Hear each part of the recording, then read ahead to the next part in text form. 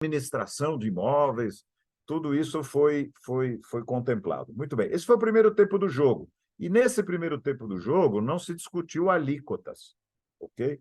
Agora, nesse segundo tempo do jogo, é que vai se discutir, de fato, a mecânica e o mais importante, a alíquota, né? Que nós vamos pagar de imposto e tal. E a premissa que a gente tem é trabalhar para que não haja um aumento da carga tributária para o setor imobiliário. Nós não queremos pagar menos, mas não queremos encarecer a habitação. E agora, então, está se discutindo, vai se discutir alíquotas. O governo criou grupos de trabalho setoriais, que eles chamam de GT, indústria, comércio, e o GT4 vai tratar do mercado imobiliário. E o Secov, oficialmente, Secov São Paulo, oficialmente faz parte do GT4. Então, nós fomos convocados pelo governo para representar o setor, tem outras entidades também, nesse grupo. E é ali que nós vamos começar agora a discutir alíquotas, etc. E nós temos um trabalho econômico e jurídico muito grande, onde a gente vai propor ali as alíquotas de equilíbrio, como é que isso tudo vai se dar, os sistemas de opcionalidade, temos exemplos internacionais, de tal sorte que a gente não tenha um aumento da carga. Só para os amigos terem uma ideia, esse GT4 que o governo criou, ele é composto de 90% de funcionários, diretores de alto escalão da Receita Federal. E os outros 10% de pessoas do governo. Então, nós temos um GT4, um ambiente absolutamente favorável à queda de impostos, viu, Fred? Com certeza eles estão pensando em diminuir a nossa carga tributária, em fazer com que a gente tenha um sistema mais fácil. Então, nós temos, assim, plena confiança neles. E, bom, tirando a brincadeira, por óbvio. Então, tem um trabalho muito grande a se fazer nesse GT4. Fred, eu diria que é entrar na jaula do leão mesmo, né? Porque 90% é o leão lá da Receita Federal que está lá. É um trabalho desgastante, complexo. Depois, esse trabalho, esses projetos de lei ou projeto de lei vai ser enviado para o Congresso, mais uma outra frente de Sueli, só batalha. interrompendo, só duas questões. A percepção de vocês quanto ao RET, se permanece o RET, o regime especial tributário, quando você faz o patrimônio de afetação, e se vocês estão percebendo também que a tendência é aumentar as alíquotas, ou nós estamos conseguindo trabalhar num patamar que seja razoável para o setor? Você já tem uma percepção desses índices, Sueli? É difícil falar assim numa percepção, Fred, porque o jogo vai começar agora. Por exemplo, quinta-feira agora o Secov vai estar com o secretário Bernardo Api, nós vamos ter mais informações para dar. Mas a percepção não é boa, Fred. O RET, eu não sei se vai ter o RET ou se ele vai chamar RET, Regimes Especiais Tributários. O governo, em especial Bernardo Api, que é o responsável por isso, tem muita resistência. A nossa ideia é que a gente mantenha a carga tributária. Então, isso a gente está trabalhando. Eu não sei se nós vamos conseguir, é uma luta bastante complexa. O que eu posso adiantar para os amigos é que nós vamos enfrentar, vamos dizer, um grupo avesso a isso que você falou, né? Todos da Receita Federal. Também tem uma outra complicação muito grande que as empresas têm que saber. Uma das narrativas, uma das propagandas da reforma tributária, que era a simplicidade e a simplificação, é tudo que não vai acontecer agora. Porque, só para os amigos terem uma ideia, nós vamos ficar 9 anos num sistema de transição, que nós vamos fazer os dois sistemas, o que se faz hoje e o que vai se fazer com alíquotas progressivas. Então, é muito complexo, mas está aprovado, não adianta aqui ficar reclamando. É verdade que a gente trabalhou muito também anteriormente para que não passasse a reforma tributária, mas uma vez passada, a gente pelo menos conseguiu a frase tratamento adequado. Então, Fred, na verdade, nós vamos ter um sistema optativo, onde se vai entrar com crédito e débito ou não, ou vai fazer no presumido, isso tudo vai ser construído a partir de agora. Não quero prometer aos amigos que nós vamos sair bem, particularmente eu acho que nós vamos sair feridos, né? Não de morte, mas vamos sair feridos, porque não é fácil essa. O governo quer e precisa aumentar a arrecadação, todo mundo sabe disso. É um governo que está gastando mais do que dá conta. Então, você tem um Estado que precisa arrecadar, e nós somos os pagadores de impostos, né? Nós, consumidores, no fim do dia, não são eles que pagam, né, Fred? Então, Eu acho que os amigos têm que se preparar, têm que pensar bem, vai mexer muito com a estrutura de custos da gente, vai ter provavelmente um grande reequilíbrio de preços econômicos, né? Então, a gente não sabe ao certo como isso vai funcionar, porque essa reforma tributária, se implantada do jeito que está indo, é uma grande mudança. Ela vai e a grande mudança num sistema que já funciona há 100 anos é muito difícil calcular qual vai ser na prática. E por fim, Fred, tem uma questão interessante que mesmo no crédito e débito, e aí os amigos vão entender perfeitamente. E só lembrando, né, para todo mundo, eu não sou tributarista, tá? Eu sou só um incorporador que eu queria comprar um terreno para fazer uns predinhos. E aqui estou eu falando de reforma tributária, Fred. Então, imagina a encrenca. Ainda bem que tem uma equipe grande aí econômica com a gente. Só para os amigos terem uma ideia, imagina que a gente vai poder compensar o imposto pago daquele fornecedor que deu a nota automaticamente. Esse automaticamente a Receita Federal vai pegar um imposto daquela nota fiscal e vai creditar na nossa conta, vai fazer um PIX, viu, Fred? Vai fazer um PIX na nossa conta e tudo automaticamente, sem nenhum problema. Então, assim, esse mundo teórico aí da Receita, eles acham que o mundo real acredita nessa possibilidade. Né? A gente sabe, todo mundo hoje vai tirar uma certidão da Receita Federal da sua empresa, sabe a dificuldade que é. Né? Quem nunca pagou 2, 3 vezes o mesmo imposto só para ter uma certidão? Então, tem um mundo teórico que a Receita Federal e que o governo está trazendo, que essa adaptação dele para o mundo prático, para o mundo da vida como ela é, empresarial, ali, o balcão mesmo da lojinha, vai ser um grande desafio. Né? Agora, o Secov está trabalhando nisso, na medida que as coisas vão avançando, a gente vai informando, mas, assim, temos uma turbulência pela frente e é um assunto complexo e que, no final do dia, nós vamos ter alguma sofisticação, complicação na nossa contabilidade e, provavelmente, porque é essa a intenção dessa reforma tributária, um aumento da carga tributária. Agora, Fred, desculpa, você imagina, os amigos imaginem, se não fosse, não é o trabalho do Eli, tá? Imagina todo esse trabalho que já tem 4, 5 anos, era até o Flávio Amari, que era o presidente, ele que me botou para coordenar esse grupo.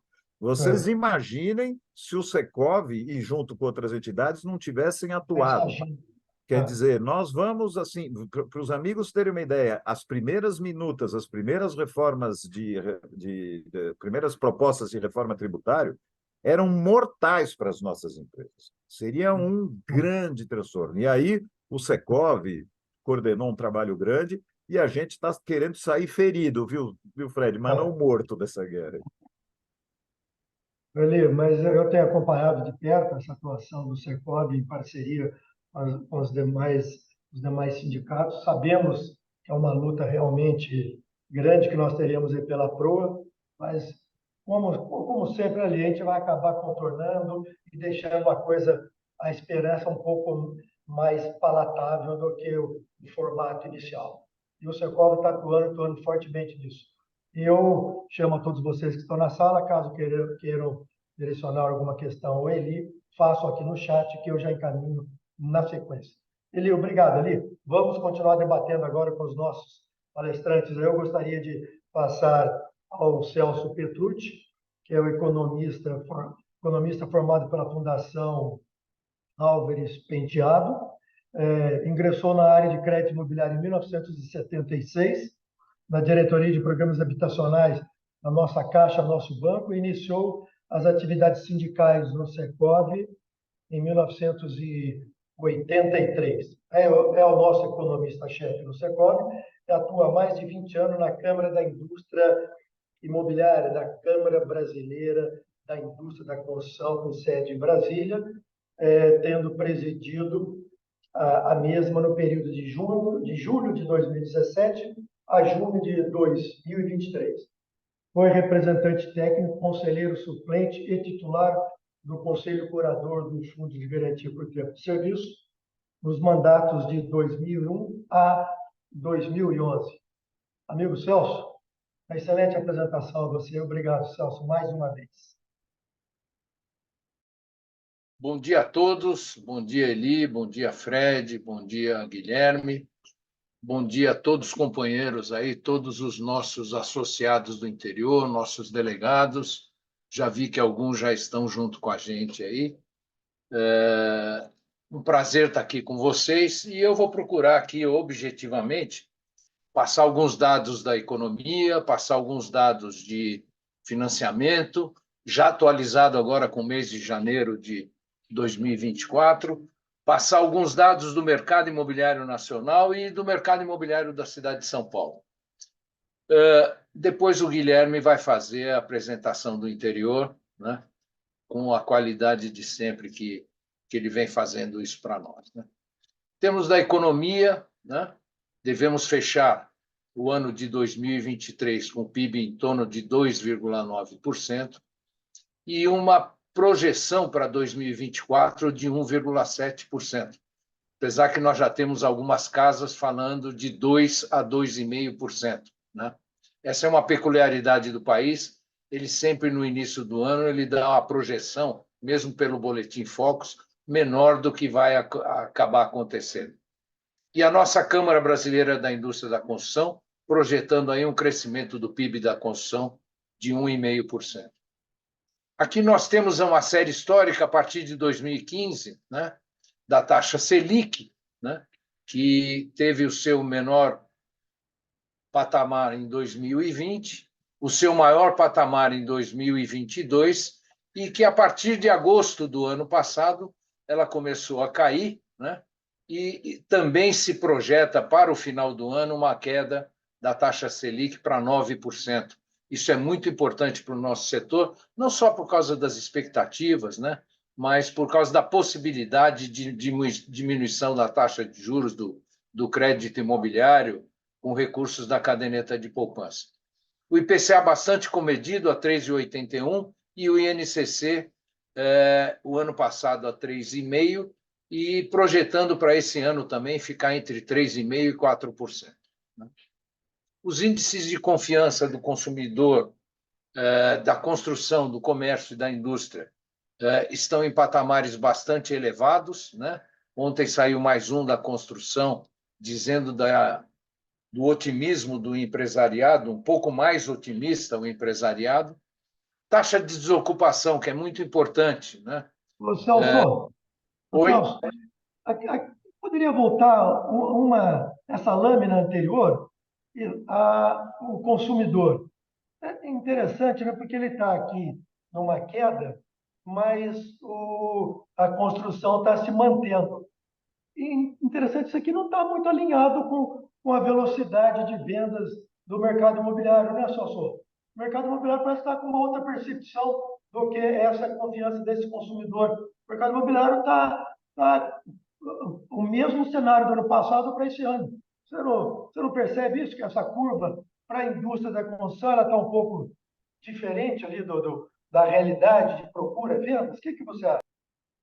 O Fred, aqui o consumidor, quando a Fundação Getúlio Vargas faz a pesquisa, todos eles são pesquisados, são coletados pela Fundação Getúlio Vargas, é o consumidor em geral, né? Consumidor do varejo, consumidor de serviço, consumidor do mercado imobiliário.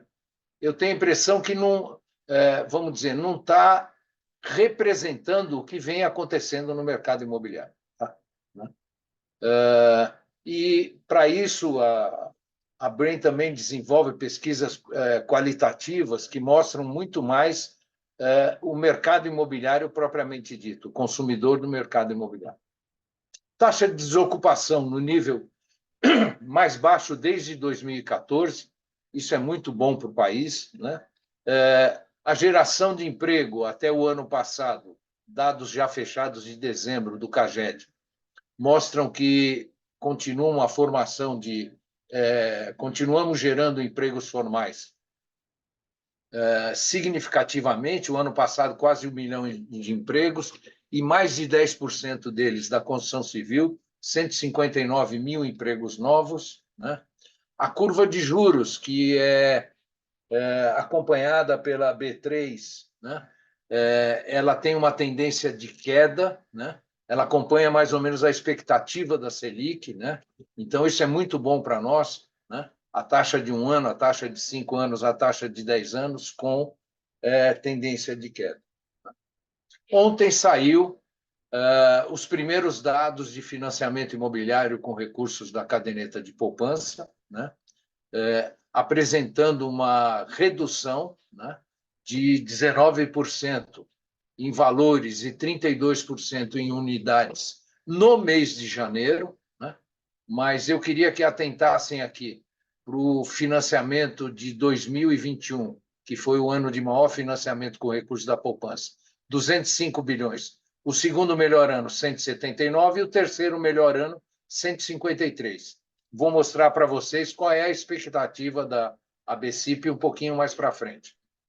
Aí, o ano passado, fechamos com 113 bilhões, né, de financiamentos para aquisição e 39,9 bilhões de financiamentos para construção, o que mostra aqui que os financiamentos para construção nos últimos 3 anos estiveram aí numa média de 40 bilhões por ano, né? Esse ano, aquisição 8 bilhões em janeiro e 1 bilhão e 600 para os financiamentos à produção. A poupança, né? A poupança continua ainda tendo uma arrecadação líquida negativa, né? Já se percebe, Fred, é muito importante falar isso, que a arrecadação líquida negativa do ano passado foi menor do que o ano retrasado e a de janeiro desse ano foi menor do que janeiro de 2023. Então, conforme a Selic vai caindo, né, a poupança vai se tornando mais atrativa e a gente vai perceber no decorrer do ano que a poupança vai ficar muito mais equilibrada com os saldos até o final do ano, né? Um pilar do nosso sistema brasileiro de poupança e empréstimo, de todos os Celso, financiamentos. desculpa. Celso, isso impacta diretamente nos financiamentos para a produção imobiliária, certo? A poupança recuperando os indicadores aqui, né? Isso vai impactar na outra ponta, que é a produção imobiliária, certo isso ou não? Está perfeito, está perfeito. Se seguirmos o que veio acontecendo o ano passado, né, e com essa tendência de queda da arrecadação negativa, dela ser reduzida a arrecadação negativa, né, a expectativa é que o sistema financie os mesmos 153 bilhões que financiou o ano passado. A caderneta de poupança financia 153 bilhões. Quer falar, Eli? Eu quero fazer um comentário para complementar. O Secov está fazendo uma gestão já há mais de um ano. Nós estamos pedindo, Fred, para você sabe, né, que você acompanhou, nós estamos pedindo para o Banco Central diminuir o compulsório da caderneta de poupança para gerar aproximadamente mais 38 bilhões de reais para imóveis novos, compra e venda de imóveis novos. A gente fez um trabalho técnico brilhante, estamos há um ano trabalhando, inclusive semana passada, eu e o Celso e o Luna, a gente foi com o presidente do Banco Central, mais uma reunião das dezenas que a gente teve. Não é um caminho fácil, nem óbvio, nem garantido, mas também estamos trabalhando, independentemente da poupança, com a taxa de juros melhorar, a gente está trabalhando para direcionar um pouco mais de dinheiro da poupança que já tem. Muito bom, Eli. Eu ia falando, iniciando a fala aqui, para falar que a inadimplência do sistema brasileiro de poupança e empréstimo, Fred, ela suportou todas as crises, né? Ela não chegou a 2% nem aqui no ano de 2014 e 2015, né? Que o Brasil perdeu muito do seu PIB, né? Foi a pior crise dos últimos 100 anos, né? E ela se mantém aqui, né, em patamares bastante saudáveis, o que demonstra para nós que os bancos vão continuar a financiar, né? É muito interessante o financiamento imobiliário para os bancos, por diversos motivos, pela garantia, né, pela baixa inadimplência, né? E nós não temos preocupação de redução dos financiamentos imobiliários. Aqui mostra o movimento dos últimos anos, Então, né? uma curiosidade, essa inadimplência baixa, o que a gente pode atribuir? São as garantias do agente financiador, como alienação fiduciária, retomada do imóvel, melhora da qualidade de vida, de salário, de renda das famílias, porque você olha, anteriormente, 8%, 10%, nós chegamos a mais de 20%, nessa época de governo Sarney, coisas assim. E nós estamos vendo nessa última década 1,5% de média, que é um número realmente excepcional. Ok, será que foram as ferramentas de garantia desse crédito que fez com que estivesse no patamar ou uma melhora de renda das famílias? O que você consegue enxergar nesse cenário, Celso? Eu destacaria 2 pontos. Primeiro, a alienação fiduciária, que se consolidou em 2004 com a Lei do Patrimônio de Afetação, né? Os bancos se sentem bem garantidos com a alienação fiduciária, né? E segundo, o valor que as famílias brasileiras dão para a sua casa própria, para o seu imóvel, né? Então, tenho a impressão, Fred, e tenho impressão não, tenho segurança para dizer que a pessoa entre escolher atrasar o seu financiamento imobiliário e atrasar outras despesas, ele prefere atrasar outras despesas para ter a segurança do seu imóvel lá, onde a família vive. Ok? Outros pontos são importantes, mas esses 2 eu acho que os mais importantes. Isso aqui é uma previsão da BCIP, né? Que o ano passado ela coletou aí 251 bilhões de financiamento entre SBPE 153 e poupança 98, uma projeção para esse ano a gente ter uma estabilidade nos financiamentos do SBPE e um crescimento dos recursos de financiamento do FGTS. Ou seja, Minha Casa Minha Vida andando bem, depois a gente vai falar isso. Isso aqui é uma pizza que o Eli gosta muito, né? Que mostra que as nossas taxas reguladas, né? Mostra, primeiro, o dinheiro que nós tínhamos à disposição do mercado imobiliário em dezembro de 23 e em dezembro de 22, né? Ou seja, nós tínhamos 2,17 trilhões de recursos disponível para o mercado imobiliário. Agora, desses 2,3, o mais importante para nós são esses 1 trilhão 316 bilhões, que são os recursos do SBPE, que tem a taxa regulada, e os recursos do FGTS, que também tem suas taxas tabeladas, né? Isso tem, vamos dizer, permitido que o país continue crescendo, que o mercado imobiliário continue crescendo, né? E que dê tranquilidade de continuidade para o mercado imobiliário. Quer fazer algum comentário, Eli? Eu quero, Celso. Você falou que eu gosto dessa pizza, não, eu gosto de pizza, viu, Celso? Dessa também. Deixa eu colocar aqui uma questão, Fred e amigos, que eu acho importante. A gente percebe que a caderneta de poupança e o fundo de garantia, que no conjunto da soma é o chamado SBPE, ele, apesar de estar perdendo em termos de porcentagem, importância dentro da pizza de funding do mercado imobiliário, na verdade, não. Porque quando a gente vê em dinheiro, em valor, você está falando de 1,2 trilhões para 1,3 trilhões. Então, a narrativa que muitas vezes a gente ouve, né, Fred?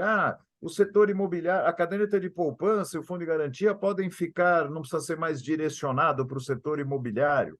Isso é uma falácia, é perigoso isto, né? Isto é o discurso que o setor financeiro usa, porque, evidente, ele quer pegar essa fatia de dinheiro para colocar ali na CDB deles, mas, na verdade, o setor imobiliário, e não é nem o setor imobiliário, a fabricação de habitação depende muito desses 2 recursos.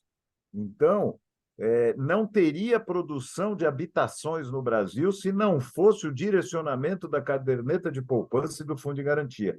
Isso é um patrimônio do Brasil que a gente não pode abrir mão simplesmente com o argumento do mercado financeiro que fica falando que a poupança é mal remunerada, o fundo de garantia também. Isso é muito perigoso para a construção de habitação e desenvolvimento do Brasil. E o Secovi trabalha muito para que isso não ocorra, tá? Importante o que você está falando, porque esse fundo de garantia é o braço de imóveis de caráter social. É o Minha Casa Minha Vida. Renda. Não, Minha Casa Minha Vida, né? Os outros funding são recursos mais caros que vai atender o segmento médio e médio-alto. Então, por isso que tem que ser, vamos dizer assim, imexível esses recursos do Fundo de Garantia, o SBPE, para esse segmento de renda baixa e renda média. A média alta, eles se enquadram nesses outros fundos aqui tranquilamente. Mas eu me arrisco a dizer mais, viu, Fred? A produção habitacional no Brasil, em todas as faixas, principalmente nessas que você falou, depende dos recursos do SBPE. Então, se o Brasil amanhã, vamos dizer, por uma política diferente, acabar não direcionando esse recurso da habitação, nós vamos ter o déficit habitacional multiplicado por N vezes, é incalculável o prejuízo que isso pode causar. Perfeito, perfeito. O Eli, em outras palavras, você está falando o seguinte, olha aqui, ó. Nós tivemos nos últimos 3 anos 40 bilhões em média, desculpa, em média não, mais de 40 bilhões em média, de financiamento só para plano empresário. Esses 40 bilhões, ele representa em torno de 100 a 120 bilhões de produtos imobiliários que foram colocados à disposição do consumidor, só para se ter uma ideia. Tá? Então, vamos lá. Vamos avançar aqui. Precisamos. Mercado imobiliário nacional. Como é que se comportou o mercado imobiliário em 220 cidades que são pesquisadas pela BREEAM e consolidadas pela Câmara Brasileira da Indústria da Construção? Uma redução de lançamentos em unidades de 11,5%, né? Aí vocês vejam que essa redução de 11,5% não está refletida na redução em valores, que foi só 0,2%, ou seja, foram lançados o ano passado, nessas 220 cidades, 173,1 bilhões de empreendimentos imobiliários verticais, né? E vendidos. Uma estabilidade nas vendas, né? Vendemos em 2022 327 mil unidades, em 2023 322 mil unidades. Em valor, as vendas cresceram para 181 bilhões e meio. Isso mostra que há um crescimento do ticket médio e há um crescimento do preço, né? Há uma valorização imobiliária que aconteceu no ano passado, né? Celso, posso comentar, se você puder voltar no anterior, por gentileza? Aqui, pessoal, fica claro o seguinte, olhando para trás, o setor imobiliário lançou 11,5% a menos, o preço ficou 1,4%, portanto, o preço foi estável. Houve mais vendas do que lançamentos, ou seja, os compradores estão consumindo o estoque, e como o VGV aumentou com menor número de lançamentos, o valor dos imóveis está subindo. Então, está diminuindo o estoque de imóveis disponíveis e está aumentando o valor dos imóveis. Perfeito. Né? Aqui a curva de 12 meses, que eu chamo a atenção, nós temos uma série histórica que vem de 2016 e mostra a evolução do mercado imobiliário. Né? Vamos falar de vendas. Em 2021, vendemos 331 mil imóveis, 2022, 327 mil e 2023, 322 mil. E acontecendo o fenômeno que o Eli está falando, quer dizer, o escoamento da oferta não vendida hoje, nessas 220 cidades, se daria em torno de 11 meses, um pouquinho menos de 11 meses. Né?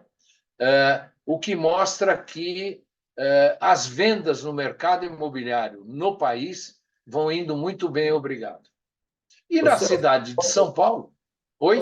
Só um parênteses aqui nessa questão da oferta final. Acho que é importante a gente ter em mente também que, além de ter um escoamento muito célere, né? Boa parcela do que a gente está vendendo hoje nas cidades está na planta. Se a gente for fazer estoque pronto, unidade entregue, aí o dado é mais alarmante ainda, vamos dizer assim, a escassez de estoque pronto denota que o consumidor tende a decidir mais rapidamente. É isso que a gente tem sentido na ponta também, né? A gente tem capitais, por exemplo, Belo Horizonte, mais de 70% do que está à venda foi lançado em 23. São Paulo, algo como 50%, né? Rio de Janeiro, 65%. Perfeito. Salvador, 60%. Se a gente pegar os grandes mercados brasileiros, eu estou aqui com um dado de 10 capitais, por exemplo, mais de 50% do que está à venda hoje nessas 10 capitais foram lançadas, as unidades foram lançadas em 23. Isso significa dizer que a oxigenação do nosso estoque, da nossa oferta final, está muito alta e que isso denota que o consumidor tem que agir rapidamente. E Celso, também Guilherme, bem colocado, viu, Guilherme? E digo mais, acrescento. Cada vez mais tem uma opção menor de compra, porque está se esgotando esse estoque de imóveis. Sem então a dúvida. leitura que nós fazemos aí para 2024, o cenário deve persistir como esses últimos 3 anos. Mercado aquecido, recomposição de preços. É isso, Celso? Nós Eu não posso temos... falar lá no final da apresentação, que eu trago a perspectiva ou não? Né? Perfeito. Tá bom? Eu só vou apresentar rapidamente o mercado da cidade de São Paulo, né? Lembrando que a cidade de São Paulo é o maior mercado imobiliário da América Latina. Nós vendemos nos últimos 12 meses praticamente 44 bilhões na cidade de São Paulo. Né? Esses 44 bilhões estão representados por 76 mil unidades, né? 35.900 das quais do programa Minha Casa Minha Vida, que em São Paulo tem o seu local de maior venda no país. Né? Se vocês perceberem, em outros mercados nós vendemos quase 9 bilhões a mais e em número de unidades vendidas, 5 mil unidades. E no Minha Casa Minha Vida, além de termos vendido aí 9% a mais de VGV, e um pouco mais de unidades, 5%, nós tivemos a aquisição do programa Pode Entrar da Prefeitura de 10 mil unidades, né, no mês de dezembro. Então, Guilherme, não foram 35.900 unidades que foram vendidas, foram quase 46 mil unidades vendidas. Né? E dessas 35.900 unidades, nós temos também um alinhamento com o governo do Estado, que oferece uma carta de crédito de R$16 mil para as famílias até 3 salários mínimos. Né? Então, facilitando o acesso para essas famílias de mais baixa renda. Né? É assim que se comportou a venda dessas 76 mil unidades nas suas diversas faixas de valor, por ticket médio, pelo número de unidades e seus percentuais, pelo VGV e seus percentuais. Né? Lançamentos. É o terceiro ano que é reduzido, viu, Fred? 2021 nós tivemos o lançamento de praticamente 47 bilhões. Em número de unidades, é o segundo ano que a gente passa por uma redução de lançamentos. Né? E isso tem equilibrado bastante o mercado na cidade de São Paulo. Lançamos 82 mil unidades praticamente em 2021, 76 mil unidades em 2022 e agora caímos para 73 mil unidades. Essas unidades, houve uma redução de 2% no valor de lançamento de outros mercados e de 18% no número de unidades lançadas, e o programa Minha Casa Minha Vida, com crescimento aí de quase 3 bilhões nos seus lançamentos e um crescimento aí praticamente de 5 mil unidades, um pouco mais de 5 mil unidades. Né? Então, resumindo o ano de 2023, né? Lançamos 43, 44 bilhões, vendemos 44 bilhões aproximadamente, em número de unidades 73 mil, e lançamos 73 mil e vendemos 76 mil. Né? Os distratos estão dentro do racional da incorporação imobiliária, são aquelas pessoas ou que perdem a condição econômica, ou que migram da cidade para outra cidade, ou que tem uma doença grave na família, não é nada que esteja no radar nos preocupando. Isso aqui que eu acho muito importante, a velocidade de vendas, a venda sobre oferta de outros mercados, que o ano passado nós atingimos uma média de 7,5%, né? E vocês vejam aqui a do Minha Casa Minha Vida, como ela é muito mais. Primeiro, ela é 50% maior do que outros mercados, né? E como ela se mantém, a aderência dela no decorrer dos anos é muito grande. Agora que o Minha Casa Minha Vida, então, a partir de julho do ano passado, ele teve as adequações de teto, de subsídio, né? E foi para R$ 350 mil no Brasil inteiro, né? Nós estamos seguros para dizer que vamos ter um ano muito bom do Minha Casa Minha Vida. Ô, Celso, VSO médio. Oi. Celso, uma curiosidade, o quadro anterior, esse Minha Casa Minha Vida, é faixa 3? Ou contempla tudo? Porque tem os outros que você não tem venda. Aí 1, 2 e 3. Faixa 1, 2 e 3 de mercado. Tudo que eu mostrei aqui são operações de mercado. Tá? Não tem nada a ver com faixa 1, que é com recurso orçamentário e que o governo está começando, né? Segundo eles, vão começar 1.500 obras aí pelo país. Ok? Obrigado. Aqui a velocidade de vendas ou a venda sobre oferta em termos de tipologia e aqui por metragem, né? Onde vocês vejam que as maiores velocidades de venda estão nas pontas, né? Em apartamentos com menos de 45 metros e com apartamentos de mais de 180 metros, o que demonstra que ainda nós temos uma certa velocidade mais baixa para esses mercados intermediários aqui em termos de metragem, né? E aqui a gente mostra a oferta final da cidade de São Paulo, né? Com uma redução significativa. Nós saímos de uma disponibilidade de unidades não vendidas em 2022 de 70 mil unidades e caímos para 64 mil unidades. E o escoamento dessa oferta, né?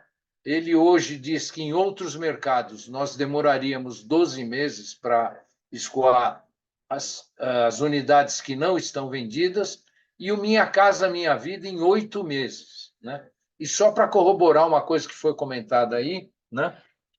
No mercado imobiliário da cidade de São Paulo, apenas 1 a 2%, conforme o período, são de unidades prontas. O restante todo ou foi lançado em 2023 ou foi lançado nos anos anteriores, né? E ainda estão em construção. Aqui é uma evolução do preço que a gente pega pelo índice do índice geral do mercado imobiliário residencial, né? Que mostra que o imóvel vem valorizando seguidamente desde 2020, né? E as expectativas que a gente apresentou aqui, tanto para o mercado imobiliário da cidade de São Paulo, quanto para o mercado imobiliário nacional, que ontem foi feita uma coletiva de imprensa junto com Eli e o presidente da Câmara Brasileira, o Renato Corrêa. Outros mercados, lançamento estável com até mais 5%. Minha Casa Minha Vida, em função das melhorias que tivemos, da melhoria da economia, né? De tudo que está acontecendo, o orçamento recorde do Fundo de Garantia, um crescimento do Minha Casa Minha Vida de 5% a 10%, tanto em unidades lançadas quanto em unidades vendidas. E assim eu respondo a sua pergunta, Fred, né? Com as expectativas aqui que a gente tem para o mercado imobiliário, e devolvo para você a palavra aí, agradecendo a atenção e a parceria dos amigos, principalmente essas quase 100 pessoas que estão junto com a gente aí, assistindo nesse momento. Muito obrigado pela atenção de vocês, e eu fico à disposição aí ao final ou durante a apresentação do Guilherme, se houver alguma dúvida que eu possa ajudar. Obrigado, Fred. Eu que agradeço, Celso. Muito bom, completo, perfeito. Parabéns. Como sempre, as suas apresentações são bastante profundas e com embasamento técnico fantástico. Eli, eu quero, antes de passar para o Guilherme, é uma questão aqui no chat. Aqui, Eli, para você. Qual a expectativa do imposto em percentual nos resultados das empresas, considerando que o possível aumento das alíquotas e também os custos administrativos no período de 9 anos, em cálculo paralelo em cálculo paralelo dos impostos será de 5% nos custos ou 10%? Entendeu a questão, Eli? Você olhou no chat? Estou olhando aqui. É a pergunta do milhão, né? É. É a pergunta do milhão. É impossível dar essa resposta nesse momento, né? Lembrando, né, os amigos, eu sou um simples incorporador, tá? E só queria comprar um terreno e fazer predinho. Estou eu aqui dando palpite sobre reforma tributária e imposto. Não tem esses números. O que a gente sabe é que nós vamos ter um aumento da carga tributária. Agora, eu não sei se nós vamos aumentar 1%, 10% ou 15%. É difícil falar nisso agora. Estamos trabalhando para manter. Uma outra coisa que os técnicos do governo, né, os economistas de plantão, não acreditam e nós, aliás, acreditam e nós não acreditamos. Há uma teoria, principalmente dos formuladores da reforma tributária, que os preços relativos dos custos não aumentarão. Ao contrário, até cairão. Não é o que as pessoas entendem. Vou dar um exemplo. O saco de cimento, digamos que ele custasse R$ 100, certo? E vamos dizer que ele tem uma carga de imposto hoje, do imposto antigo, de 10%. Não sei os números, só estou dando um exemplo, tá, Fred? Então, os teóricos acreditam que a fabricante de cimento vai pegar o preço de 100, passar para 10 e acrescentar o IVA de 30. A gente sabe que no mundo real não é isso que vai acontecer. O que vai acontecer... Desculpa, Eli, desculpa, você falou passar de 100, passar para 10, é passar para 90, né? Só para o pessoal entender. Perdão. Então, imagina que o cimento custa 100, vai passar para 90 e aí vai acrescentar os 30. A gente sabe que na vida como ela é, não é isso que vai acontecer. O que vai acontecer é que a empresa de cimento vai pegar o preço de 100 e vai acrescentar 30. Então, vai haver um aumento de custos relativos. Agora, calcular isto agora é tarefa impossível, infelizmente. Aliás, a pergunta é muito boa, porque o Brasil, a sociedade brasileira, aprovou uma reforma tributária sem fazer essas contas. Uma das grandes críticas que a gente levou a eles é justamente essa. A gente fez a sociedade aprovou uma reforma tributária, mas não disse de quanto nem calculou. Portanto, a pergunta é fantástica, mas não tem resposta. Ainda. Debate de sempre, né, Lê? Estão discutindo o quanto ele vai arrecadar, mas não diz o quanto ele vai gastar, né? Tem que cortar numa ponta para depois ajustar a outra. Mas não, vamos trazer mais para dentro e depois nós vamos ver como é que nós gastamos. E aí a reforma administrativa, que você está falando, eles nem põem, nem se discute isso. Que é o primeiro assunto a colocar na mesa, era essa, para depois falar em arrecadar. E fazendo uma analogia, nos debates que a gente tinha com eles, a gente falava o seguinte: olha, a gente vem de um setor que é um condomínio, né? Então, quando você faz uma reunião de condomínio, primeiro você decide quanto você vai gastar, para depois você decidir quanto você vai arrecadar. Aqui no Brasil, nós fizemos ao contrário. A gente aprovou um cheque em branco para eles decidirem quanto arrecadar, para depois eles gastarem quanto eles quiserem. Perfeito. Ô, Celso, uma questão aqui já direto para você, antes de passar para o Guilherme. Rafael Aires, ele pergunta, dentro da projeção de 115 bi do Fundo de Garantia para 2024, acredito que será necessário, ao longo do ano, negociar um complemento. Digo isso em função do Fundo de Garantia Futuro, que, dentro da nossa expectativa, vai ter um imposto significante no aumento de financiamento para a renda dentro do Minha Casa Minha Vida. Você concorda com esse cenário? Ô, Rafael, eu concordo com o cenário, né? E eu diria para você que, apesar do orçamento recorde que nós temos agora do Conselho Curador do Fundo de Garantia, né, para esse ano,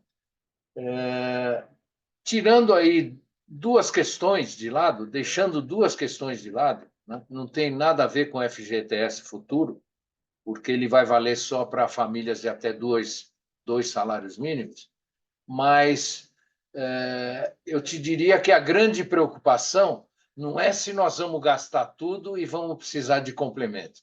Eu, de pronto, te responderia que nos últimos 5 anos, quando a gente precisou de um aporte maior de recursos do Fundo de Garantia, né, o Conselho Curador respondeu prontamente. E eu tenho a impressão que vamos dizer, esse desejo do Conselho Curador ele existe. Agora, não podemos esquecer que nós temos 2 pontos aí que são cruciais para nós, que é a questão da ação direta de inconstitucionalidade da 5090, que é aquela ação do Supremo Tribunal Federal, que deverá voltar à pauta aí nos próximos meses, e, principalmente, para estancar o saque aniversário. Tá? Então, eu diria para você que é possível, sim, de ter complemento, né? Os números do Fundo de Garantia e a geração de emprego, que continua forte, permitirá isso, né? Deixando só as preocupações com a ADI 5090, que não tem um efeito imediato, mas pode ter um efeito de conservadorismo do Conselho Curador do Fundo de Garantia, e a questão do saque aniversário. Não vejo problema se o gasto do Fundo de Garantia estiver acima do que nós temos de recursos esse ano. Excelente, Celso. Lembrando que a gente acompanha isso semanalmente, né? Nós temos um conselheiro, a Câmara Brasileira da Indústria da Construção também tem um conselheiro, e a gente acompanha isso semanalmente lá em Brasília. Perfeito, Celso. Os amigos, se quiserem continuar questionando, por favor, colocar no chat, eu encaminho direto aos nossos painelistas. Agora, na sequência, passo a palavra ao Guilherme Werner, sócio consultor da Brain, Inteligência Estratégica, especialista em planejamento e gestão de negócios pela FAI, graduado pela Universidade Positiva em Comunicação Social, tem formação complementar e ampla experiência nas áreas de gestão e planejamento estratégico, pesquisa de mercado, incorporação de edifícios e desenvolvimento urbano. Já atuou diretamente em estudos de mercado imobiliário em todos os estados brasileiros, atendendo a mais de 700 clientes do segmento, entre entidades patronais, investidores, incorporadores e desenvolvedores urbanos. O Guilherme irá apresentar para todos nós aqui a pesquisa do interior paulista do trimestre passado, incluindo Baixada Santista, os 31 municípios que eu já, na abertura, eu comentei com todos vocês. Obrigado, Guilherme. Boa apresentação. Bom dia, obrigado, Fred, Eli, Celso. Prazer estar novamente com todos vocês. Quero aqui, de forma sucinta, poder apresentar para vocês aqui os dados referentes ao fechamento de 2023. É bem bacana que o Celso há pouco mostrou os dados nacionais, isso também nos refresca aqui a mente, a gente consegue rapidamente fazer alguns comparativos da performance do interior e da Baixada em detrimento aos números do país, né? A gente tem aqui uns dados que são um pouco mais menos tênues aí em termos do que se comparados à performance brasileira, mas acho que é importante a gente comparar, tá? Só recapitulando, o Fred já falou aí no início, né? A gente tem contempla hoje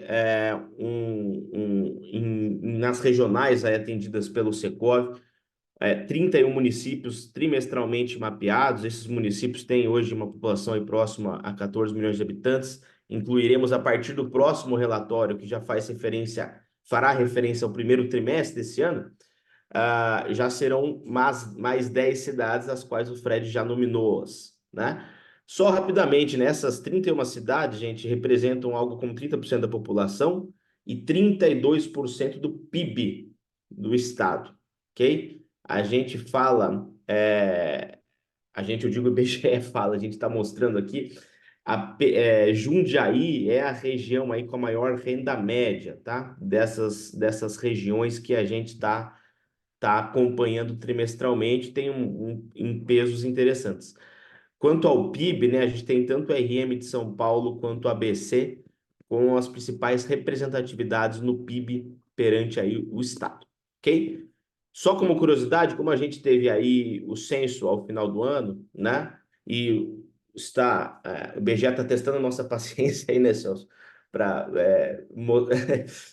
divulgando os dados em doses bem homeopáticas, mas essa semana passada foi divulgado o índice de verticalização, que é algo muito interessante para nós que acompanhamos o mercado imobiliário, entender os percentuais de residentes em apartamentos. Apenas 3 municípios do país possuem maior proporcionalidade de apartamentos do que casas. 2 deles estão no estado de São Paulo. Cidade mais verticalizada continua sendo Santos, seguida de Balneário Camboriú e terceiro cidade São Caetano, né? Então, 2 cidades das 3 que a gente acompanha aqui. Mas olha o crescimento aí, como várias das cidades do interior têm crescimentos expressivos domiciliares, se comparado ao Brasil, né? O Brasil crescendo 2,2. Tá? Então a gente só colocou a título de curiosidade as 10 cidades aí das 31 que mais cresceram em termos de domicílios. Bom, vamos lá. Esse aqui é um recorte trimestral, como eu disse. A gente tem aí o mercado de médio alto padrão pintado de vermelho e o mercado econômico pintado de cinza. Então, o primeiro ponto que é importante a gente analisar, comparado ao Brasil, foi uma não retomada na mesma proporcionalidade que o mercado brasileiro teve quanto as unidades lançadas, né? Enquadradas dentro do programa Minha Casa Minha Vida. Eu acho que isso é um sinal de alerta que a gente tem que ter quanto ao interior, uma vez que boa parcela da população conseguiria acessar o mercado via de regra através do programa.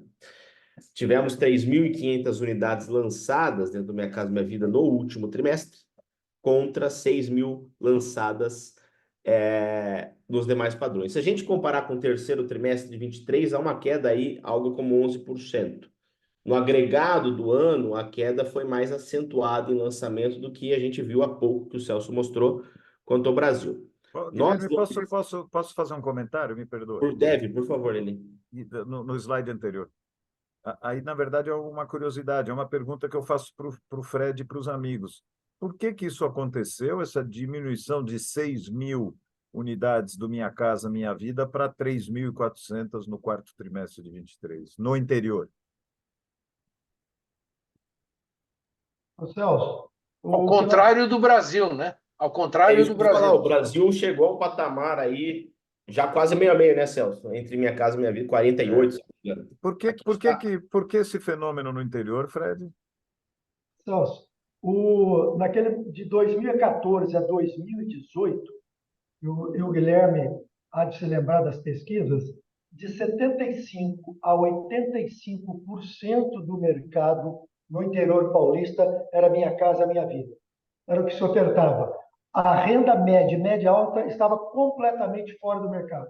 Se nós formos observar esses últimos 2, 3 anos, nós tivemos um incremento muito grande da renda média, média alta e uma desaceleração, mas nem uma desaceleração, é uma diminuição da oferta desses produtos mais na Casa Minha Vida e um atendimento do segmento médio e médio alto. Inclusive, as empresas do interior atuam nessas duas vertentes de mercado.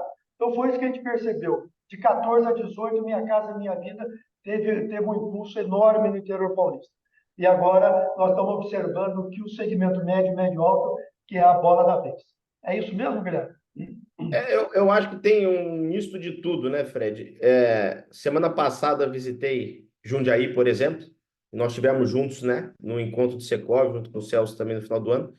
A gente vai ver dados, por exemplo. Então, Jundiaí é uma cidade onde a legislação, isso foi tema de debate no nosso encontro lá, a legislação acaba por ser mais restritiva, né, para que se viabilize. Então, eu acho que aí ele é um conjunto de fatores heterogêneos que vão à luz de cidade a cidade. Então, teve cidade que foi uma estratégia de empresa, teve cidades... E tem cidades que são problemas até de legislação, como é o caso de Jundiaí, por exemplo, que as legislações são mais restritivas e não fomentam, que é uma pena, este mercado. Não, só concluindo, o Celso, naquele debate lá em Jundiaí, ele teve um debate assim, bastante interessante com o secretário, por conta das restrições da viabilidade desses projetos de Minha Casa Minha Vida, né? Que é onde realmente se constrói um gargalo. Porque nós temos no interior, muitas das cidades, elas seguem as metragens mínimas da vigilância sanitária. Então, o que acontece? Você não consegue ter quartos pequenos, você não consegue fazer apartamentos com metragem menor que 50 metros quadrados. Isso já é um dificultador para todos. Além do que, também nós temos observado uma elevação considerada do preço do metro quadrado dos terrenos, seja os terrenos mais bem localizados, seja os terrenos nas franjas da cidade. Então, isso também está impactando diretamente esse segmento da Minha Casa Minha Vida no interior. Obrigado. Perfeito, Vamos lá. perfeito. Vamos lá, então a gente lançou em 12 meses, gente, portanto, ao longo de 2023, pouco mais do que 40 mil unidades. Se a gente vê, como vimos há pouco, o volume lançado a nível Brasil, o interior de São Paulo, dentro daquele indicador nacional da CEBIC que o Celso acabou de mostrar, tem um peso muito próximo a 15%, né? E em VGV vai ficar meio similar também. Então aqui mostra realmente essa grandiosidade que o interior de São Paulo figura, o protagonismo que o interior de São Paulo tem perante o país, né? Lembrando que lá, outro dado que eu já vi o Celso compartilhar em alguma outra apresentação dele, proveniente da Caixa, é quanto a carteira da Caixa Econômica, que detém seus 2/3 do mercado de financiamento imobiliário do país, alocadas no interior, né? Dos 800 bilhões e qualquer coisa que deve estar agora, algo como 24% está no interior de São Paulo, né? Então, isso mostra realmente, primeiro, a pujança e o protagonismo que o interior de São Paulo tem perante o país, seja em volume de lançamentos, vendas e até, historicamente, os recursos alocados. No fim do dia, se compararmos 22 com 23, a gente apurou uma queda de 28% nos lançamentos, contra os seus 11,5% que a gente acabou de ver no país. A gente lançou no passado 60 mil unidades, lançamos agora, arredondando, 42.750. Apenas duas regiões, Jundiaí e Piracicaba, que tiveram um aumento no volume de unidades lançadas se comparado a 2023, a 2022, perdão, né? Isso denota novamente uma escassez de oferta prevista, se mantermos este cenário, atrelado a uma concentração da oferta final em produção e não pronta, né? O que também pode acarretar numa eventual aumento de preço. Então, pessoal de comercial, de vendas que está nos ouvindo e nos assistindo agora, o discurso, né, o speech está pronto e ele é genuíno. Não é montado, não é fake. O preço, em tese, subirá, porque a oferta é escassa e o consumo está ocorrendo, como vocês vão ver na sequência. Elis, se quiser falar, por favor. Não, é que esse dado eu realmente não conhecia, impressionante. Queda forte em lançamentos, né, Fred? Acho que o comentário do Guilherme é muito importante. O interior está com estoque muito baixo já deve estar com estoque muito baixo de imóveis lançados ou prontos. Isso já vem há algum tempo, né, Guilherme? A gente já vem percebendo isso, o estoque de 7 ou 8 meses. Uma outra coisa que a gente tem percebido também, viu, Guilherme? Conversando com os agentes, em especial a Caixa Federal, Celso, e com essa nova faixa de 350 mil reais para o interior, isso vai permitir oferta de produtos com a metragem maior e mais bem localizados esses imóveis. Então, só dizendo até especificamente da minha empresa, nós nunca atuamos no Minha Casa Minha Vida, e agora estamos com um projeto, uma cidade aqui vizinha, São José dos Campos, iremos fazer um apartamento de 2 e 3 dormitórios com suíte dentro do Minha Casa Minha Vida. Então, no interior paulista, nós vamos mudar a régua de patamar, nós conseguiremos atender famílias com um produto melhor e mais bem localizado. Isso, logicamente, vai dar uma atração melhor para esse mercado. Perfeito. Aqui é justamente a divisão. Então, veja como aquela queda no Minha Casa Minha Vida faz com que a participação do volume de unidades lançadas esteja em 36%, né? No último trimestre, enquanto a nível Brasil, salvo engano, 47, 48.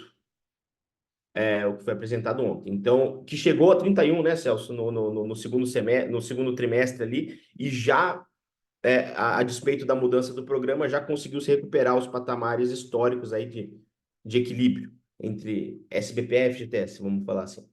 Que a gente não conseguiu sentir de forma contundente essa retomada, né? Em termos de VGL, valor global lançado, né? Chegamos a um patamar próximo de 6 bilhões. Então, veja que a gente está já numa ascendência de valor colocado no mercado, a despeito justamente dessa redução do Minha Casa Minha Vida, de elevação do ticket médio, que é o que o Fred acabou de falar, basicamente, né?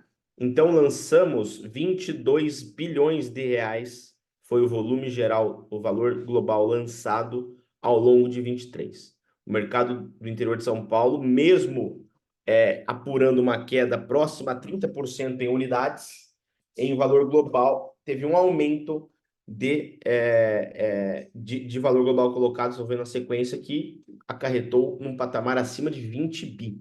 A queda foi muito mais sutil em venda, vocês vão ver que houve aumento, ok? Então, a gente saiu de 24,4 para 22,1, mas com uma elevação de ticket médio muito bem vista.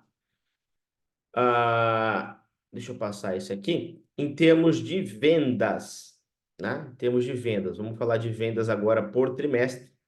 Guilherme, só observando, veja aí esse gráfico, como é que o Minha Casa Minha Vida, ela perdeu um pouco de tração aí de 22 para cá. Nós tínhamos mais unidades vendidas, não é naquele momento que posterior àquela situação de crise de 14 a 18, depois ela veio perdendo espaço, e o que veio ocupando espaço aqui aos imóveis os demais padrões. Está vendo que estava bastante sem oferta, cresceu aqui em 21, começou a crescer na pandemia, depois de 18, e veja como é que vem se mantendo o segmento médio-alto. E no final do dia, né, Freire, acho que é importante a gente ter em mente, olha como que está nosso gráfico de vendas lá desde já do segundo trimestre de 22. A gente está numa estabilidade de vendas de forma agregada há vários trimestres, para uma redução de lançamento há vários trimestres também.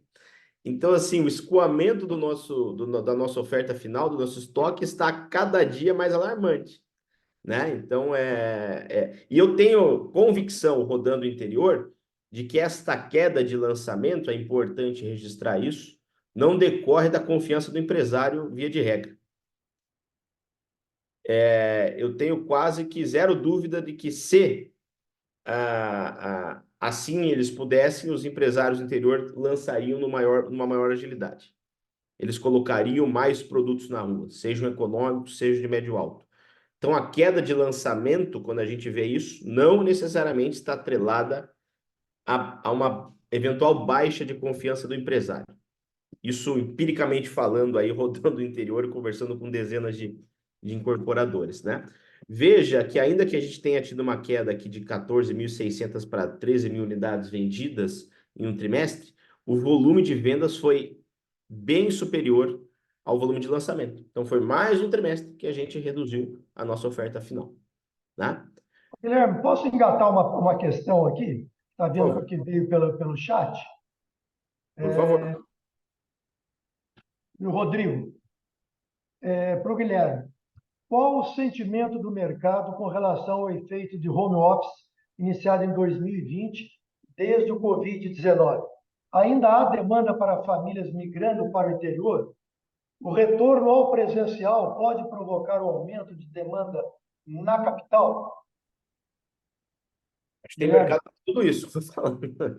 Eu acho que tem mercado para o interior, tem mercado para a capital, o home office está acontecendo, o presencial também está. A gente sempre tem repetidamente falado isso. Tem muita coisa que foi modismo ao longo da pandemia e não tendência. Muita coisa foi tendência. Lenda. Exato.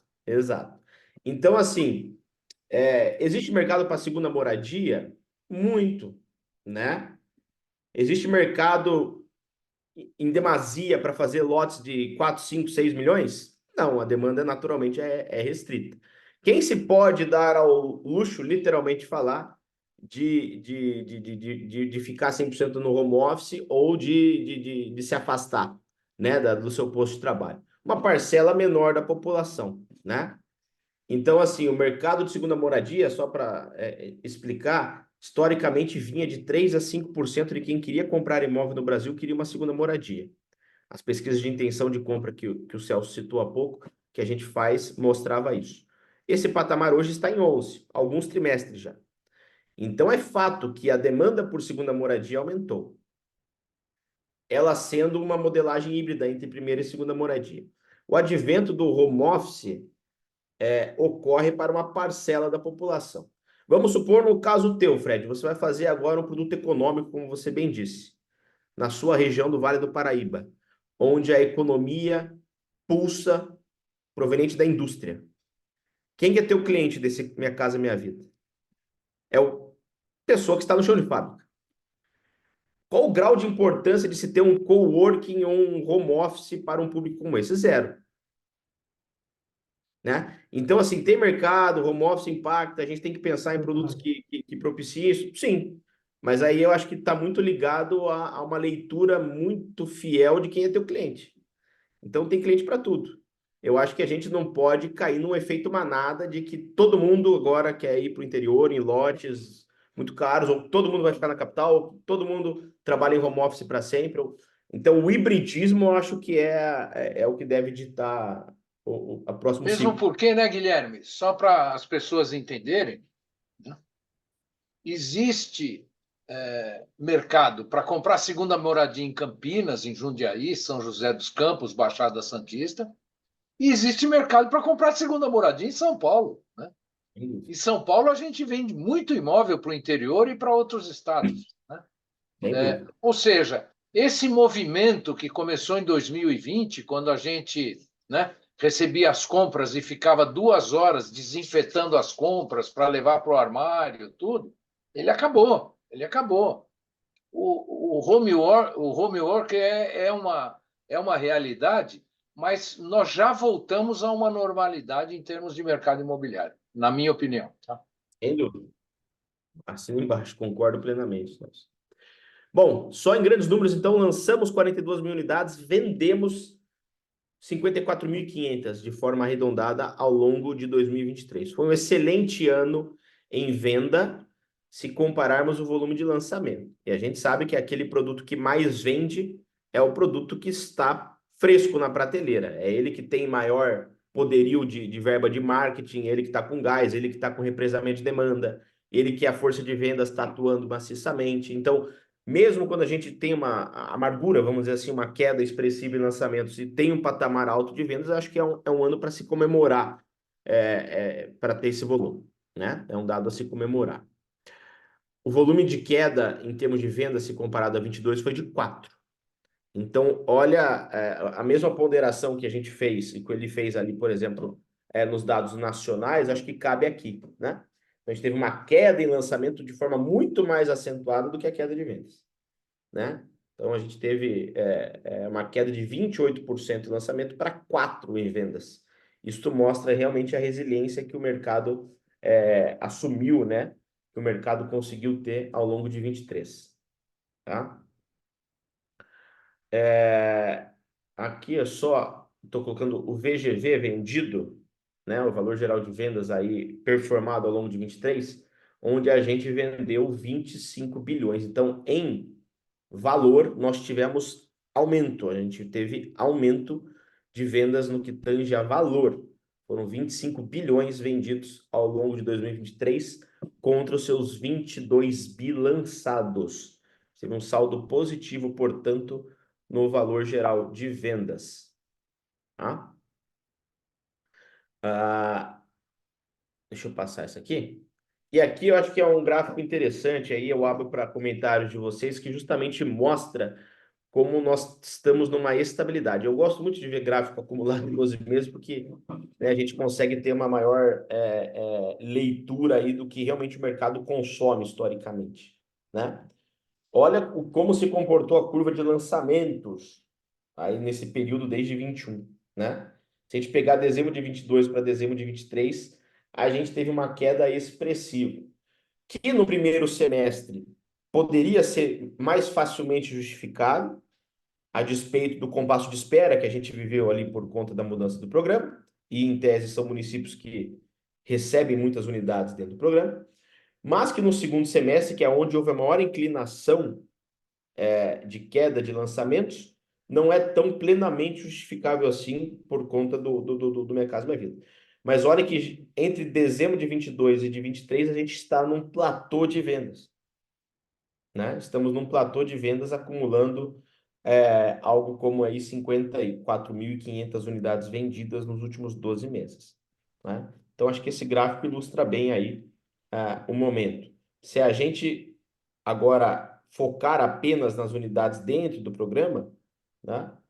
Veja que também, a despeito de uma queda aí considerável no volume de vendas, a gente tem conseguido manter patamares de venda. Então, é um sinal amarelo no que tange a oferta disponível de econômico nessas cidades. Guilherme, posso fazer um comentário do slide anterior, por Por gentileza? favor. Esse slide é muito significativo, né? Muito. Eu também gosto muito, como você, do anualizado 12 meses. Acho que ele representa bem melhor o que a gente, o mapa todo. Agora, Fred, olha, quer dizer, na medida em que, e o Guilherme falou isso ano passado, quer dizer, na medida em que o Minha Casa Minha Vida tem um percentual cada vez menor no total de lançamentos, e foi o grande problema do primeiro semestre, né? A adaptação ainda do Minha Casa Minha Vida. E aqui eu pergunto, como aqui da capital, como explicar uma queda tão grande dos lançamentos e vendo que a linha das vendas continuam estabilizadas? Como é que explica isso, Fred? De A pergunta setembro, dos 2 milhões? Tinha a pergunta do milhão, agora tem outra pergunta dos não, 2 agora dos milhões. 2 milhões. Essa eu terceirizo, chamo o Guilherme para essa resposta, que ele Eu tem posso tudo. dar um palpite? E a queda é realmente acentuada. Fale. Os lançamentos ele, no interior de São Paulo foram muito fortes em 20, 21 e 22. Né? A gente percebeu essa queda aí principalmente em 23. Não é isso, não, Guilherme? Mas as vendas se mantêm, tá vendo? As vendas estão mantidas. Mas é estoque anterior, né? Eu acho que, como eu disse, é um misto aqui, dentro desse balaio aqui tem muitas realidades distintas, né? Muitas realidades distintas, mas no agregado eu acho que tem o fato da gente estar comparando com anos absurdamente fora da curva, né? E tem essa questão realmente da desaceleração do Minha Casa Minha Vida ao longo do primeiro semestre. Se a gente abrir por cidade, a gente vê que várias delas aí, como eu mostrei ali atrás, desaceleraram muito mais o volume lançado, que foram cidades que realmente lançaram a contento nos anos anteriores. Sorocaba, Rio Preto, né? Rio Preto, por exemplo, tinha lançado bastante e agora teve um ajuste. Então, eu acho que não é de todo mal aqui, viu, ali? Eu acho que várias dessas cidades conseguiram regular também a sua oferta disponível. A questão é que, assim, em 24, necessariamente a gente precisa lançar, né? A gente precisa lançar para manter os níveis de escoamento desse estoque em volumes como a gente tem visto. Em muitas cidades a gente conseguiu regular a oferta disponível, em outras já falta bastante. A gente vai ver o escoamento em meses na sequência, isso mostra bem ali.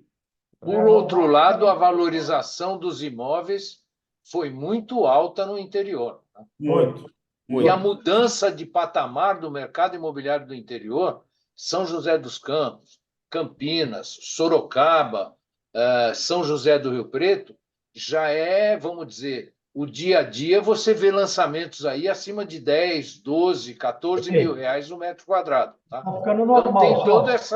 tem todas essas componentes aí. E outra coisa que eu acho que é legal também, Celso, a gente viu vários lançamentos ao longo de 23 no interior orientados para investimento, para investidores, produtos compactos, produtos historicamente orientados para investidores.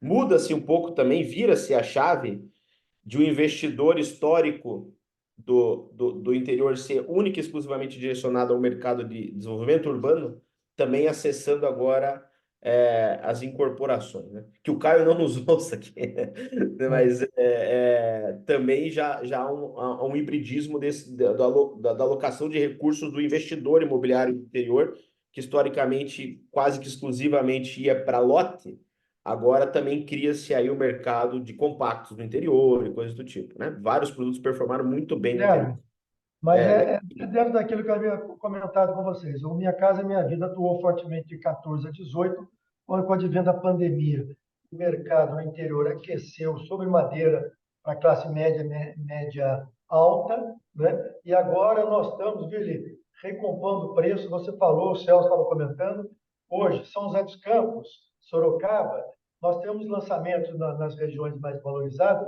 os preços variando de 12 a 13 mil reais no metro quadrado. Nós não tínhamos isso há 3, 4 anos atrás. O preço médio do interior era R$ 5.500.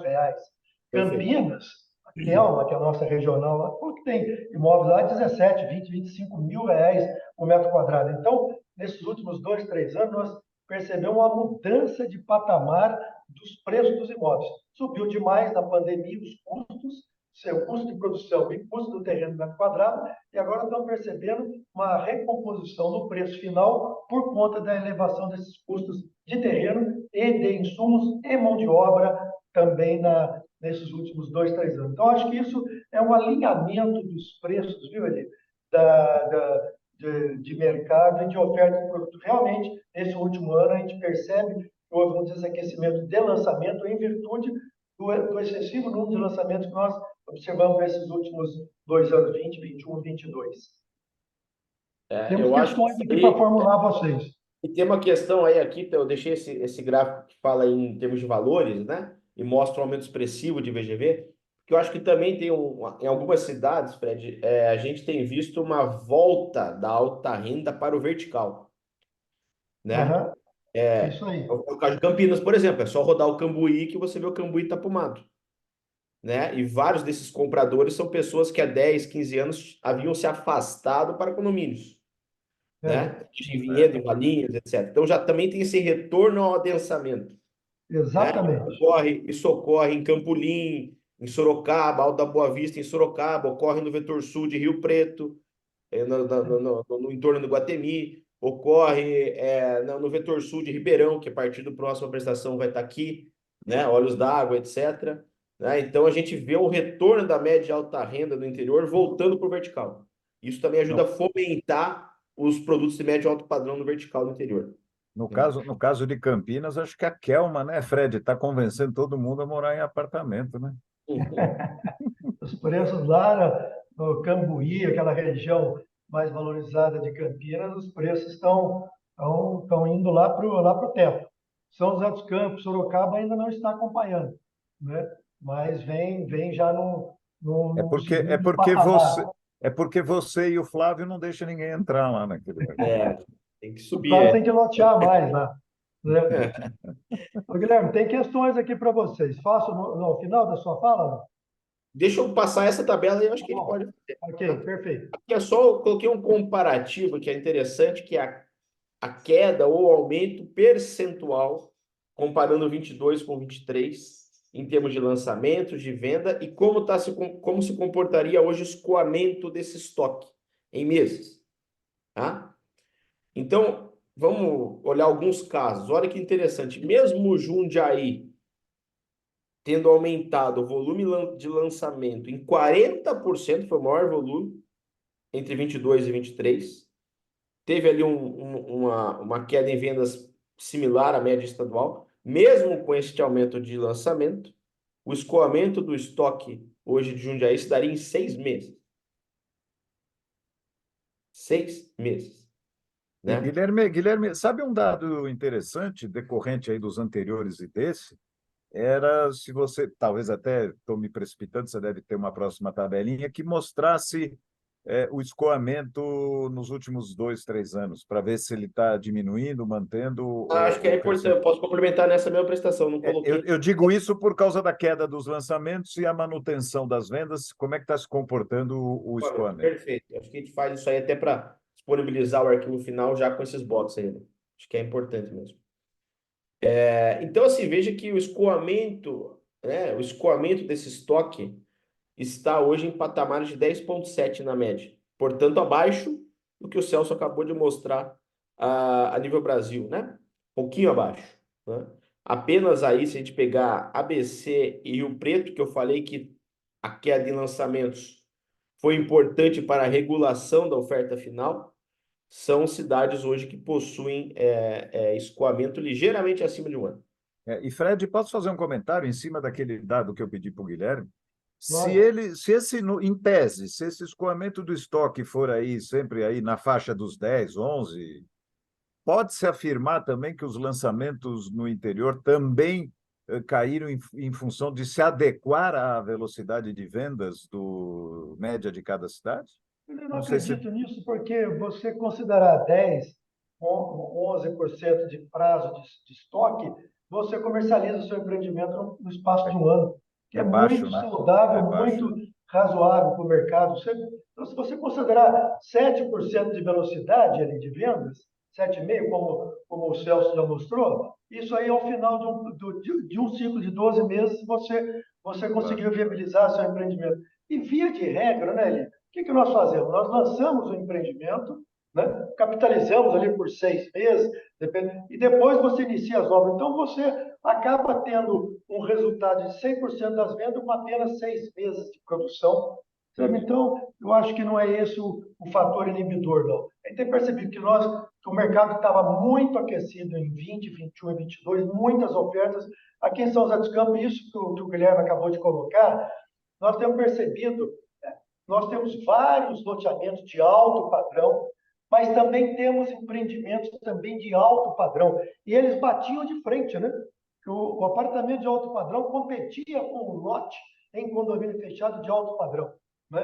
Então, esses compradores são autossuficientes, eles conseguem viabilizar, fazer sua casa. E hoje a gente tem percebido um aquecimento muito grande para apartamentos de 300 metros quadrados. Outro dia, o próprio Paulo Cunha, que já foi regional nosso do Secov aqui em São José dos Campos, né, Guilherme? Lançou Um 2 torres lançamento importante do Aquários aí, né? no Aquário, 300 apartamentos, não é isso, Guilherme? De 300 metros quadrados. E vendeu 60% a 12 mil reais no metro quadrado. Eu até comentei, Paulo, você vai lançar 300 apartamentos iguais? Lançou os 300 iguais em 2 torres e teve um sucesso total. Então, nós estamos percebendo também, sabe, aí um aquecimento muito grande desses empreendimentos de alto padrão, 12 mil, 15 mil reais, imóveis de 3, 4 milhões, está bastante aquecido. Guilherme? Isso é. Só brincadeira à parte, que o Paulo contratou uma empresinha boa de pesquisa. Sentou na Brincadeira. música. A gente tem hoje. Você conhece para indicar depois, Guilherme? Tá bom? Depois eu te passo seu cartão. Tá Ali. bom.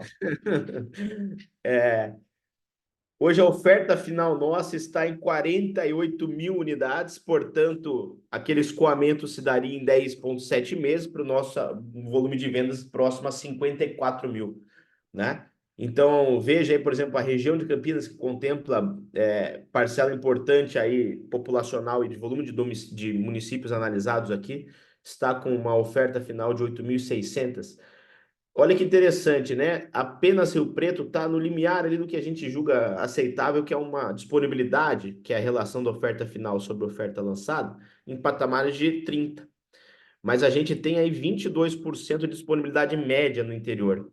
Algumas das cidades abaixo dos 20%, que já denota clara falta de imóvel, né?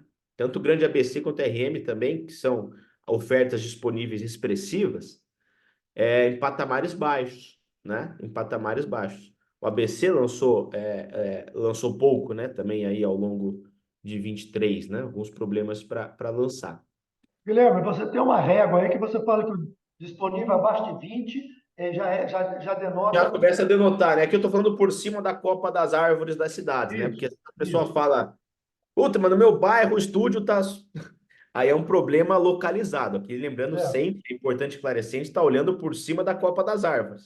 Ok, Quando a mas gente então olha abaixo de assim, 20 já é uma já denota falta. De 20 a 25 é muito positivo, 25 a 30 é aceitável ainda, né? Acima de 30 a gente tem que ter um olhar mais cuidadoso, né? Um olhar mais cuidadoso. Tá? O que não ocorre em nenhuma das regiões. Aqui, não cabe a gente ficar analisando todos os dados aqui, né?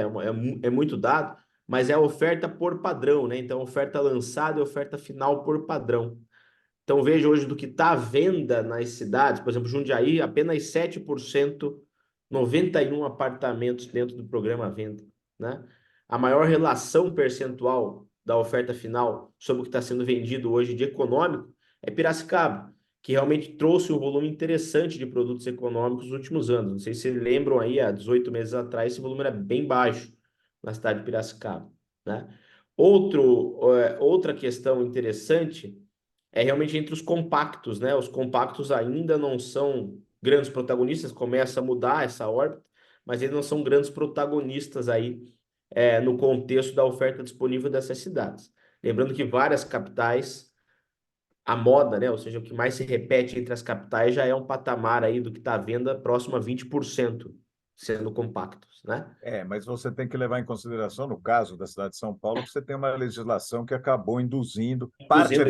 Parte é verdade que o mercado demanda, mas parte também foi uma obrigação legal que acabou, vamos dizer, desvirtuando um pouquinho aí quando a gente fala em demanda e oferta, né? São Paulo já está um terço, né? Já é um patamar bem acima da média das capitais, por assim dizer.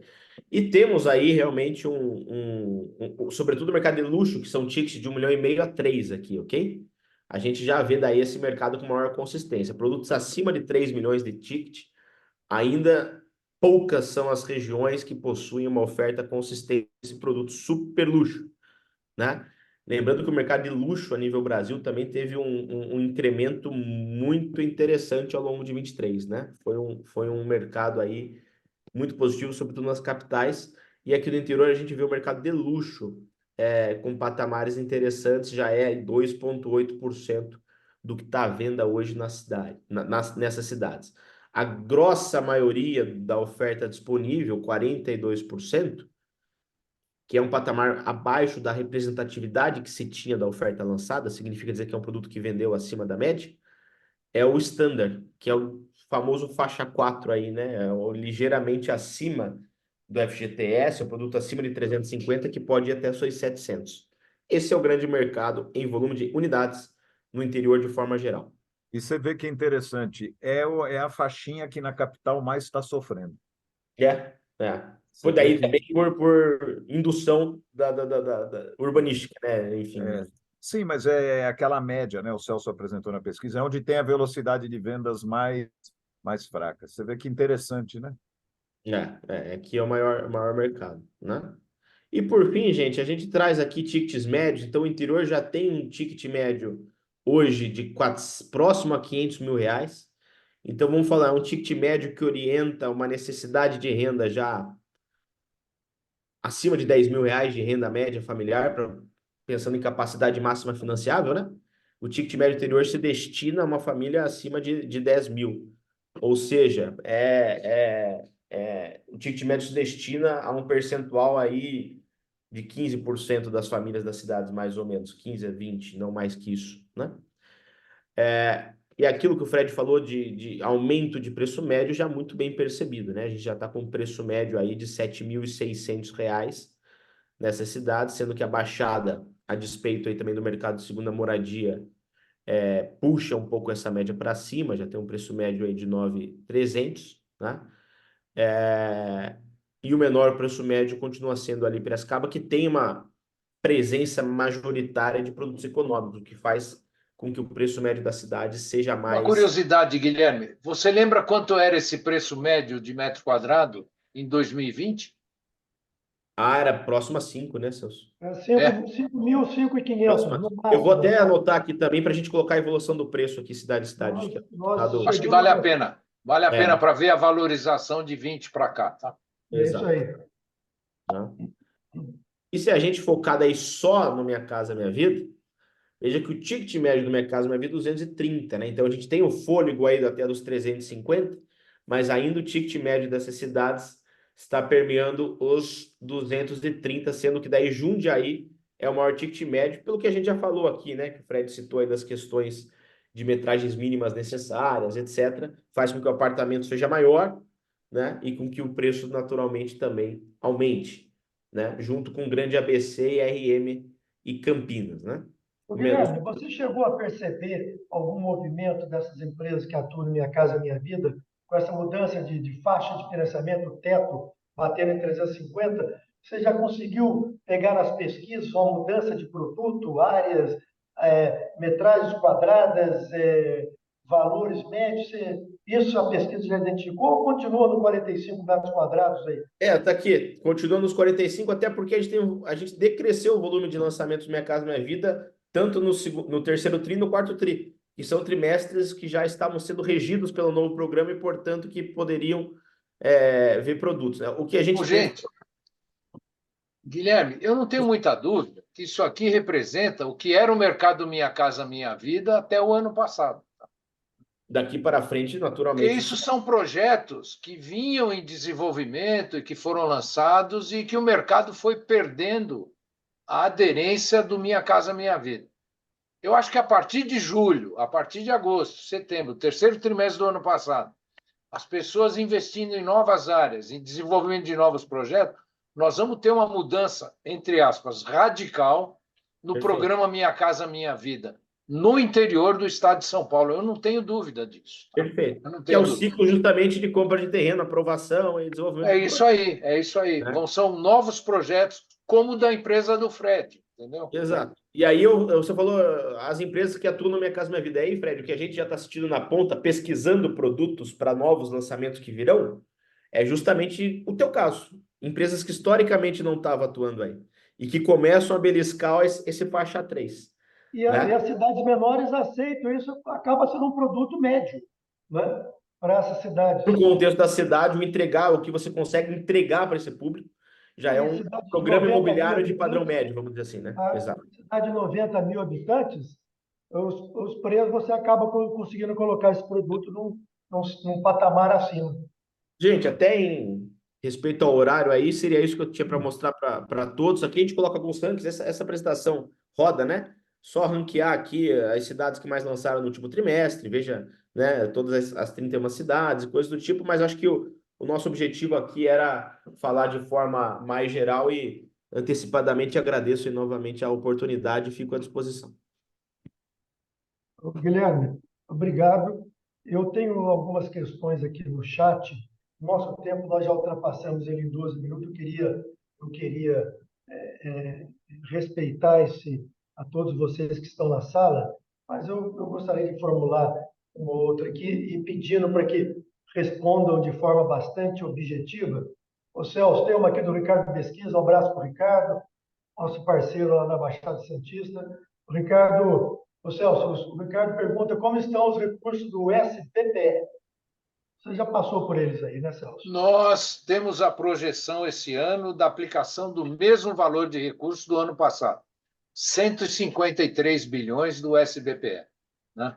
Nós não estamos trabalhando com a possibilidade de não chegar a isso. É isso, Fred. E é um bom volume, certo, Celso? É um valor que suportou o mercado em 2023. Eu acho que suportará o mercado em 2024. Perfeito.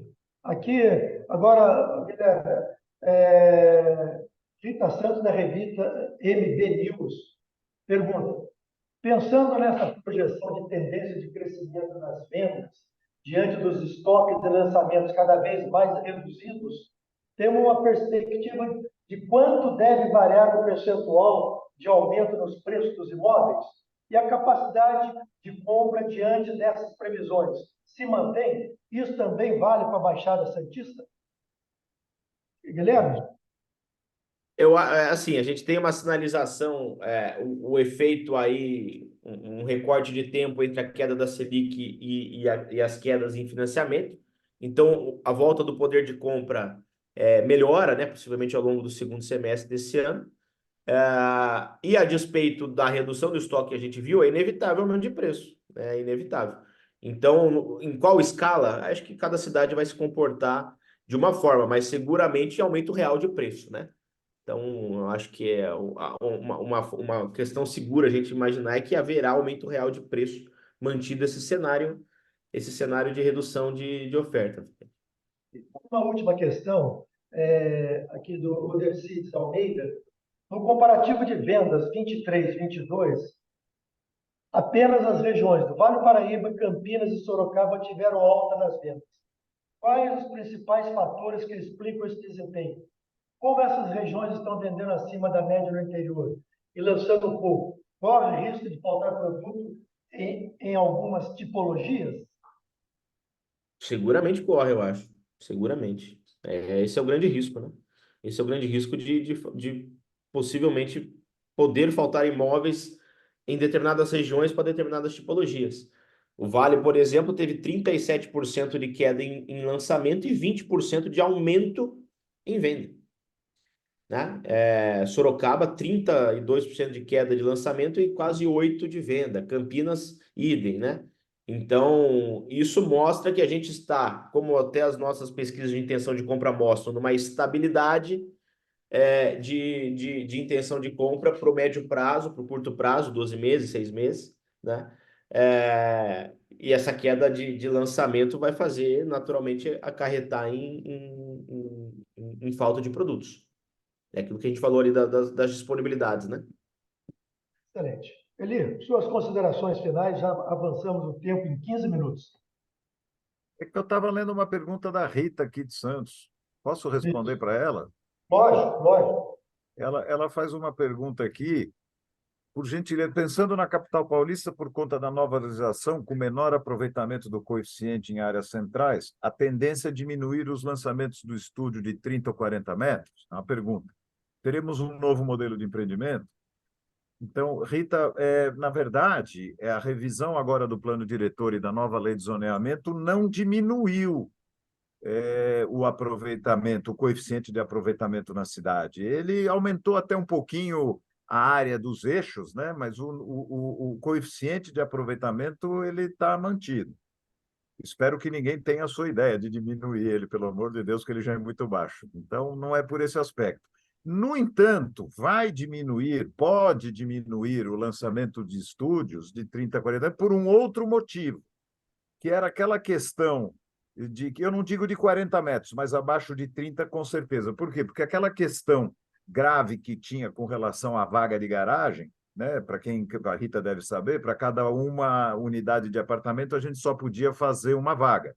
Então você fazia um apartamento, digamos, de 150 metros com duas vagas e fazia um menor que 30 sem vaga. Essa necessidade não precisa mais, porque você pode construir uma vaga não mais por um apartamento, mas a cada 60 metros de área. Ou seja, quem fizer um apartamento de 120 metros pode fazer duas vagas, vai pagar uma outorga um pouco maior. Então, não precisa fazer aquele apartamentinho lá embaixo de 20 metros sem vaga. Então, por esse motivo, talvez caia. E se nós vamos ter um novo modelo de empreendimento, acho que um pouquinho sim, vai estar um pouco mais ajustado à demanda, ao que o consumidor pede. Era isso, Fred. Consideração final, Eli? Não, que honra, que prazer estar aqui com essa reunião com todo mundo. Riquíssima, que pena que já acabou, Fred. A gente podia ficar aqui horas conversando. E acho fundamental repetir isso sempre. Contem comigo, contem com o Secov Obrigado, Celso. e vamos trabalhar. Oi, Eli. Celso? Um grande abraço a todos, né? As pessoas que nos acompanham. Um grande abraço aos nossos representantes e delegados do interior. E muito obrigado pela atenção de vocês. Um abração, Fred. Obrigado. Guilherme e Eli. Guilherme? Obrigado, gente. Só agradecer aí, sempre se colocar à disposição. Prazer novamente. Eu quero primeiro me desculpar com todos que estão na sala, pelo adiantado da hora, agradecer também as gentis palavras que vocês postaram aqui no site, parabenizando a organização e os nossos convidados painelistas.